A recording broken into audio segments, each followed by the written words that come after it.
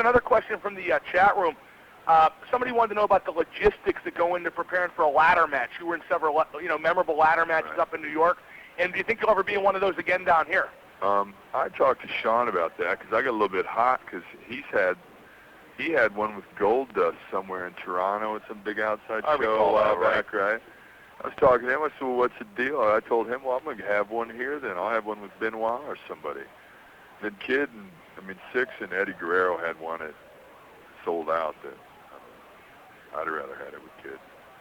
I don't know. I'll do anything for the right money. I would just as soon have it with Shawn Michaels and settle it. What were your impressions of the NWO exclusive pay-per-view sold out? I didn't have any control over that, and I was really frustrated. I would have, we were just building from having segments. I would have just rather had some segments on the television show and then grown to a bigger segment, stuff like that. We weren't ready for a pay-per-view, and I thought it showed. I thought it was not a very good show. What do you think of the NWO hotline right now? That thing seems to be kind of sinking slowly in the West. Oh, I haven't even called it in months. I have no idea. Good. You can call our hotline. I have no idea. We got a call here, Gene. John from Florida. John, you're on with Mark, Gene, and Scott Hall. Hey, Scott, I was just wondering, what's up with the crucifix powerbomb? It's like are you slacking off, or? What do you mean?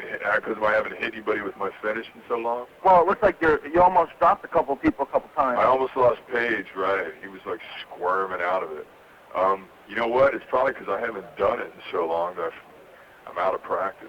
But I'm working on it. I think I hit Chavito with it last week. I'm going to start doing it every chance I get. I think I've given enough since I got here. Also, can I ask one more question? Please. What's your thoughts on the Shawn Michaels incident? We know you're good friends with Shawn and Brett, you mean? Yeah. I don't know. Shawn's in a crazy spot now, and he'll do, I think he's in a spot where he doesn't have to wrestle. So last time I talked to him, he was just relaxed at his new house in San Antonio, so he can just kick back for a while. Put friendship aside, Scott Hall, in a shoot match between Bret Hart and Shawn Michaels, who would end up the winner? I think Shawn would kill Bret. Okay. I don't know. Bret's a tough guy and all that, but Shawn's my friend. Scott, who would round out the NWO at this point, more specifically the Wolfpack, your group? I think I know the answers, but go ahead and answer it anyway. Wolfpack's full, man. There's only three. We got three. There are two more guys I think who could fit in pretty nice. I don't know, man. They're under contract, I think, though. The original. Oh, no, you're talking. Yeah, you know what I mean. You're going with the original Click. Right. You should have seen. One time, our last European tour for the WWF, we all posed for a photo together in Munich, and I saw that photo everywhere. People have given it to me. I've seen different angles of it. It's like a big deal. I didn't realize it was a news event, but then someone had pointed out that we had never posed together before. But I would love to have Paul Levesque and Mike Hickenbottom join us, but that's at the same time, part of you thinks, well, somebody's got to carry, the WWF and please their fans. And it's almost like you're setting up shop in two places in a way. Well, yeah, we felt like the Click wasn't, disbanding. We were just dividing and conquering. Scott, tell us a little bit about there was your last night at Madison Square Garden. The Click kind of had a farewell ceremony. The five you guys, you got a lot of heat over that. Call.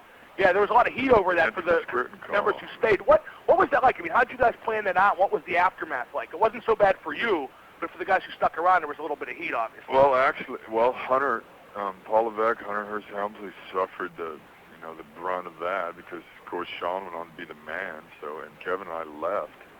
So there was only one place for all that heat to fall. So it fell right on Hunter, and it hurt his career. But I think ultimately the way it was handled, it hurt the WWF. Because they punished one of their most talented guys.